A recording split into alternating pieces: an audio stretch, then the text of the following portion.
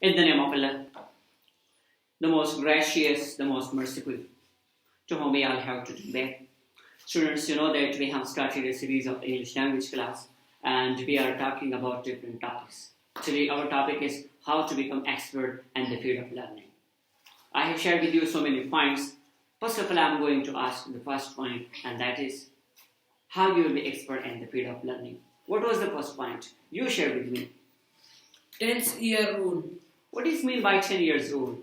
When someone said that in 10 years I become an expert in this field, when you become expert in the field, you practice in it, you struggle in it. What does it mean? You explain. What does it mean by 10-year rules in the field of becoming expert? 10-year rule means when you can go to a field about a doctor and you know the doctor rules that what is BP and what is the stethoscope, etc. Okay, I got your points. Your main is that you want to be expert in the field. So it's not just a single day that you will be expert in the field of learning. It takes a lot of time, almost 10 years. When there is a medical doctor, you see that he has become a knowledgeable person in his field and now he knows the ABC of everything. It's because he has qualified himself and he had devoted himself for the study. So if you want to be proficient in the field of learning, then as the doctor had devoted himself in past life, you have to do again like the same. Understand? Yes, sir. The next field is automaticity in the field of learning. What does it mean? When you give your question to the teacher, he scan it and he said to you that it is so easy. Mm-hmm. So you will continue your question answer. How to become how automaticity comes? When you give some question to a teacher, he scan and skim it, and he said that it is so easy, but it is not easy. To you, he was expert in his field, and it's why he. How he became an expert in his field? What were the reasons behind it? Sir, he struggled with them, and he read it so many times. That's why. So, what a teacher should say to the students if he assign in his assignment, in a topic, in a presentation, what he should say? He said to him that this topic is so difficult, and you give 1 hour for them. It means that if the teacher said that the topic is easy and it is a piece of cake, then the students, they will not take it seriously and even they will not bother to study for that topic. The teacher always said that the topic is difficult, that the student prepare himself. Understand? Yes, sir. You say is the question I asked that what is mean by automaticity? It means that when sir learned a topic and he said to our children that this topic is so easy. So you just not say to him that this is easy. You learn about this topic, then he know about this topic. Why a teacher mostly knows about the topic is compared to the students? What are the reasons behind it?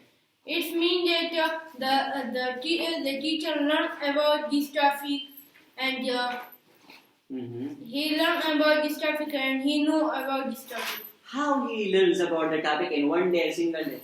He learn in 2 hours, 3 hours, etc. Okay, feedback is important in learning style. What kind of feedback would be there and what the student should do? And how to get feedback from the teachers? The student go to the teacher and said that why my math is so weak. The teacher said to him that you did this mistake, then it will. The teacher said to the student that you in future you did not do this mistake.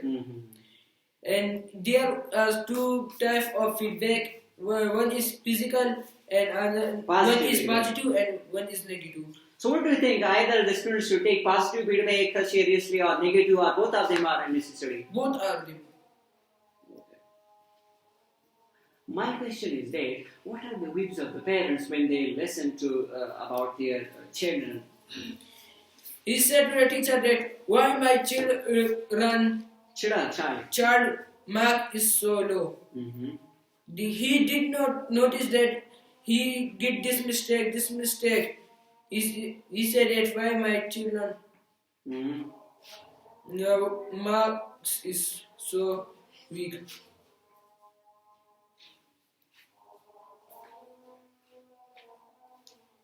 You tell me about this question. What's up? That what kind of feedback is important and how they can become expert.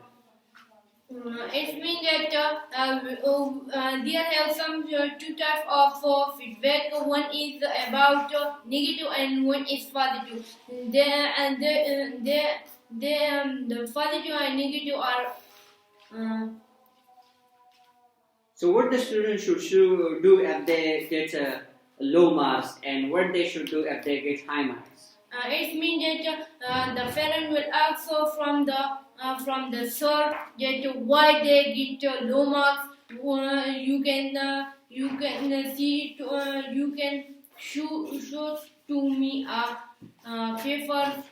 What will be the benefits of asking questions about their weaknesses or about their mistakes for the students? If you're asking your weaknesses, that what are my mistakes, why I acquired or secured less marks or low grades, what would be the benefits of it? The teacher show your paper and say to you that you did this mistake. Then the student said that okay, I did this mistake, that it will.